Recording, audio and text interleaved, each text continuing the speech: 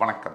அஸ்ட்ரோவேலின் நல்ல நேரம் நிகழ்ச்சியின் சார்பாக அத்துணை சப்ஸ்கிரைபர்களையும் எல்லா அன்பு உள்ளங்களையும் எனது நண்பர்களையும் வருக வருக என வரவேற்பதில் பெருமகிழ்ச்சி கொள்கிறேன். வக்ரதுண்ட மகாகாய சூரியகோடி சமப்பிரப அவிக்னம் குருமே தேவ சர்வகாரியேஷு சர்வதா. தென்னாட்டுடைய சிவனை போற்றி, என் நாட்டவர்க்கும் இறைவா போற்றி. நண்பர்களே, இந்த புத்தம் விதிய வீடியோவில் உங்கள் அத்துணை பேரையும் சந்திப்பதில் மிக்க மகிழ்ச்சி கொள்கிறேன். ஆண்டவன் எழுதிய தலைவிதி என்ற தலைப்பில் மேஷம் முதல் மீனராசி வரைக்கும் நம்ம போட்டிருந்தோம். அதில் மிகப்பெரிய வரவேற்பு, மிகப்பெரிய உற்சாகம். எனக்கே டைரெக்டாக ஃபோன் பண்ணி பேசிய அனைத்து நேயர்களுக்கும், அனைத்து சப்ஸ்கிரைபர்களுக்கும், அனைத்து அன்பு உள்ளங்களுக்கும் ஒரு மனமார்ந்த நன்றியை தெரிவித்து கொண்டு இன்றைக்கு நம்ம ஹாட் டாபிக் உள்ள போகிறோம். குருவுடைய பகவானுடைய வக்ர பயிற்சி. இந்த குரு பகவான் 9 கிரகங்களில் முழு சுபர் என்று அழைக்கப்படக்கூடிய ஒரே கிரகம் குரு பகவான். அப்படிப்பட்ட பிரகஸ்பதி தேவர்களுடைய குரு பகவான் வக்ர பயிற்சி அடைகிறார். சரியாக அக்டோபர் 9, 2024 முதல் பிப்ரவரி 4, 2025 வரை தற்பொழுது ரோகிணி நட்சத்திரத்தில் ரிஷபராசியில் பிரவேசம் செய்யக்கூடிய குரு பகவான் சில நாட்களில் அக்டோபர் 9ஆம் தேதியை நெருங்கும் பொழுது மிருகசீரிட நட்சத்திரத்தில் பிரவேசம் செய்து அதிலே வக்ரகதியை பெறுவார். சில நாட்களிலே மிருகசீரிடத்துக்கு போயிடுவார். போய் அக்டோபர் 9ஆம் தேதி அன்று சரியாக மிருகசீரிட நட்சத்திரத்தில் வக்ரகதி பெற்று 4ஆம் தேதி மார்ச் 2025 வரை அதே வக்ர நிலையிலிருந்து 4ஆம் தேதிக்கு பிறகு வக்ர நிவர்த்தியாகி செயல்படுவார். இதுதான் இந்த வக்ர பயிற்சியானது ஒவ்வொரு ராசியினருக்கும் எந்த மாதிரியான பலன்களை தரப்போகிறது என்பதை விரிவாக பார்ப்போம். அந்த வகையிலே முதலாவது ராசியாக இன்று வருவது மேஷராசி. காலபுருஷனின் முதல் வீடு மேஷராசி. செவ்வாய் பகவான் ஆதிக்கம் செலுத்தக்கூடிய மூலத்திரிகோணம் அடைந்த ஒரு வீடு. இந்த மேஷராசி என்பவர்களுக்கு பல தனி சிறப்புகள் இருக்கல. முதல் தனி சிறப்பு என்பது உழைப்பு. ஒரு காரியத்தை எடுத்து அதை சரிவர செய்யும் யோகமும் அதை சரிவர செய்யும் திறனும் பெற்ற அனைத்து மேஷராசி என்பவர்களுக்கும் இந்த குரு பயிற்சியானது எப்படி இருக்கும் என்பதை பற்றி பார்ப்போம். இந்த குரு பகவானுடைய வக்ர பயிற்சியானது அக்டோபர் 9ஆம் தேதி நெருங்கும் பொழுது உங்களுடைய தனஸ்தானத்தில், அதாவது உங்களுக்கு பாக்யஸ்தானாதிபதியாகவும் உங்களுக்கு விரயஸ்தானாதிபதியாகவும் வரக்கூடிய குரு பகவான் உங்களுடைய 2ஆம் இடம் என்று சொல்லக்கூடிய பாக்யஸ்தானத்தில் வக்ரமடி அடைகிறார். எல்லாரும் சொல்லுவாங்க, பல யூடியூப் சேனலில், பல வேதத்தில், பல ஜோதிடர்கள், ஏன் நிறைய பத்திரிகைகள் கூட கணிப்புகளில் எல்லாரும் சொல்லுவாங்க, குரு தனஸ்தானத்துக்கு தனகாரகன் வந்துட்டா சூப்பர்ப்பா அப்படின்னு சொல்லுவாங்க. சத்தியமாக அது மாதிரி இல்லை. ஏன் அப்படின்னா, குரு பகவான் தனகாரகன், அவர் தனஸ்தானத்துக்கு வந்தால் நல்லது தான். ஆனால் அப்படி வரக்கூடிய குரு பகவான் அந்த தனஸ்தானமானது ரிஷபராசி. இங்கே ரிஷபத்திற்கு குரு பகவான் ஆகாதவர், அஷ்டமாதிபதி. ஒரு அஷ்டமாதிபதி தன் ராசிக்கு அஷ்டமாதிபதி ராசியில் அமர்ந்தால் அது எப்படி யோகம் தரும்? மேஷராசிக்கு கூட சொல்கிறேன், குரு பகவான் இருக்கின்ற இடமும் கூட ரொம்ப முக்கியம். அவர் இருக்கின்ற இடம் முக்கியம், அவர் பார்க்கின்ற பார்வை அதை விட முக்கியம். அப்படி பார்க்கும் பொழுது தனஸ்தானத்தில் வரக்கூடிய ரிஷபராசிக்கு மேஷராசிக்கு தனஸ்தானமாக இருந்தாலும் அது குருவுக்கு ஆகாத இடம் அப்படிங்கிறதுனால அவரால் ஃபுல்லாக ஃப்ரீடமாக வேலை செய்ய முடியாது, பலன்களை தர இயலாது. அந்த வகையில் மேஷராசி என்பவர்களுக்கு சற்று பணப்புழக்கத்தில் தடையும் ஏற்பட்டிருக்கும். குரு பயிற்சிக்கு பிறகு சில உபாதைகளும் ஏற்பட்டிருக்கும். தனம், வாக்கு, குடும்பம் இந்த வகையிலெல்லாம் பிரச்சனை வந்திருக்கும். ஆனால் வக்ரம் அப்படின்னா என்ன? ரெட்ரோகிரேட். வக்ரம்னா ஆன்டி கிளாக்வைஸ் சுற்றக்கூடியதில் எந்த பலனை ஒரு கிரகம் செய்ய வேண்டுமோ அதற்கு நேர் எதிர்மறையான பலனை அந்த கிரகம் செய்ய கடமைப்பட்டதாக மாறும். அதில் நட்சத்திரமும் ரொம்ப முக்கியம். மிருகசீரிட நட்சத்திரத்தில் போய் வக்ரம் அடைகிறார். இது சொந்த ராசிநாதனுடைய நட்சத்திரம்.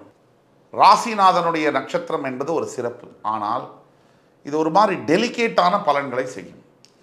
குரு பகவான் உங்களுடைய ராசிநாதன் செவ்வாயுடைய நட்சத்திரத்தில் வக்ரகதி அடைவது மிக்சட் பலன்கள்னு சொல்லுவோம். கலந்த பலன்களை செய்ய கடமைப்பட்டது. எப்படின்னா, இது நாள் வரைக்கும் பணம் விஷயமாக தேங்கி கிடந்த கடன் சுமைகள், பணப்புழக்கம், கொடுத்த பணம் வரல, நம்மளால் பணம் வாங்கினதை கொடுக்க முடியல, அப்படிங்கிற நிலைமை என்பது மாறும்.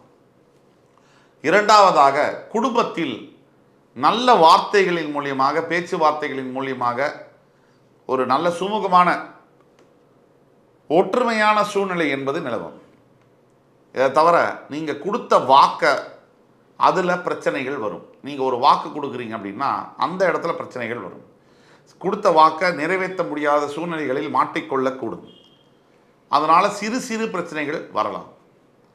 இப்போ குரு பகவானுடைய பார்வைகள் 5, 7, 9 இந்த மேஷராசிக்கு எந்தெந்த இடத்தை வக்ரகதியில் இருக்கக்கூடிய குரு பகவான் பார்க்கிறார் என்பதை பற்றி பார்ப்போம்.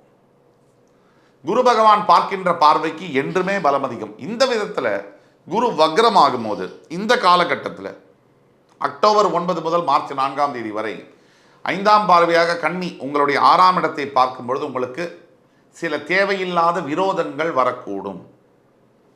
அதாவது வேலை செய்யக்கூடிய இடத்துலையா இருக்கட்டும், வீட்லையா இருக்கட்டும், சொந்தக்காரங்க மாதிரி, எஸ்பெஷலி ஒய்ஃப் ரிலேஷன் சைட்லேருந்து தேவையில்லாத வாக்குவாதங்கள், தேவையில்லாத விரோதங்கள் வருவதற்கான வாய்ப்பு 100% உண்டு.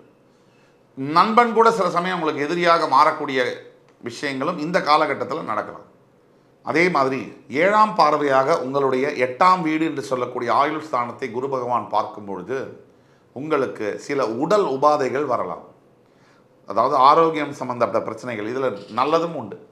மறைந்து கிடைக்கக்கூடிய ஒரு வியாதி, உடலில் நம்ம கண்டுபிடிக்காத இருக்கக்கூடிய புதைந்து இருக்கக்கூடிய ஒரு வியாதி, அதை முன்னுக்கு கொண்டு வந்து அதுக்கு வைத்தியம் பார்க்கவும் வைக்க முடியும். அந்த வைத்தியம் பார்ப்பதன் மூலியமாக உடல் பிரச்சனை என்பது, ஆரோக்கிய பிரச்சனை என்பது தீர்ப்பதற்கான ஒரு வாய்ப்பும் ஏற்படும். இது முழு சுபகிரகமான குரு பகவான் செய்யக்கூடிய ஒரு பலனாகும். அடுத்தபடியாக அவருடைய 9ஆம் பார்வையாக உங்களுடைய 10ஆம் வீடு என்று சொல்லக்கூடிய தொழில் ஸ்தானத்தை குரு பகவான் பார்க்கும் பொழுது வேலை மாற்றங்கள் நடக்கக்கூடிய வாய்ப்புகள் இருக்குது. ஒரு இடத்திலிருந்து ஒரு இடத்துக்கு டிரான்ஸ்ஃபர் ஆகிறது, புதிய வேலை வாய்ப்புகளை நோக்கி பயணப்படுவது, இப்படிங்கிற மாதிரியான விஷயங்கள் இருக்குது. ஆனால் இந்த புதிய மாற்றங்கள், புதிய வேலை வாய்ப்பாக இருந்தாலும் டிரான்ஸ்ஃபர்ஸாக இருந்தாலும் சில சேலஞ்சஸ்க்கு மத்தியில் அது நடக்கும். சுலபமாக அது ஃப்ரீ ஃப்ளோவாக அது நடக்கிறதுக்கு உண்டான வாய்ப்புகள் குறைவு. இதுதான் முக்கியம். ஒட்டு மொத்தத்தில் இந்த மேஷராசி அன்பர்களுக்கு பரிகாரம் அப்படின்னு நம்ம செய்ய போனோம்னா நான் 3 விஷயங்களை சொல்ல விருப்பப்படுறேன். முதல் ஒன்று, குரு பகவானுடைய காயத்ரி மந்திரம், ஓம் ரிஷபத்வஜாய வித்மஹி கிருணிஹஸ்தாய தீமஹி தன்னோ குரு பிரச்சோதயாத். இந்த மந்திரம் 21 முறை நீங்கள் யூடியூப்பில் இருக்குது, அதாவது யூடியூப்பில் ப்ளே பண்ணி கூட கேட்கலாம். உங்களால் முடிஞ்சால் நீங்கள் சொல்லலாம்.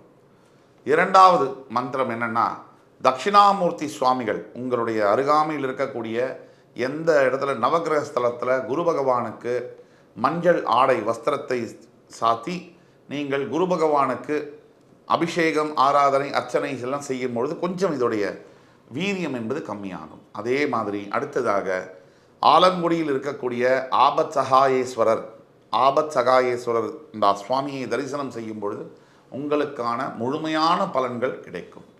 ஒட்டு மொத்தத்தில் அனைத்து மேஷராசி அன்பர்களும் நீங்கள் நினைக்கிற போல குரு பகவான் இது நாள் வரைக்கும் உங்களுக்கு நல்லது செஞ்சிட்டு இருந்தார் அப்படின்னு மற்ற இடத்துல சொல்லக்கூடியது பொய். குரு பகவான் உங்களுக்கு 2ஆம் இடத்தில் இருக்கும்போது சில சுமைகளை தரத்தான் செய்திருக்கிறார்.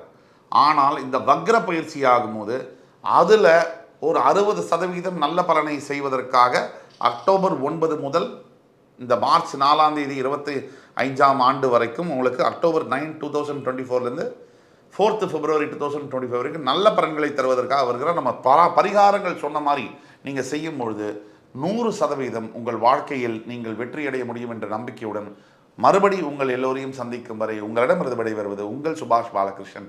நன்றி, வணக்கம், வாழ்க வளமுடன்.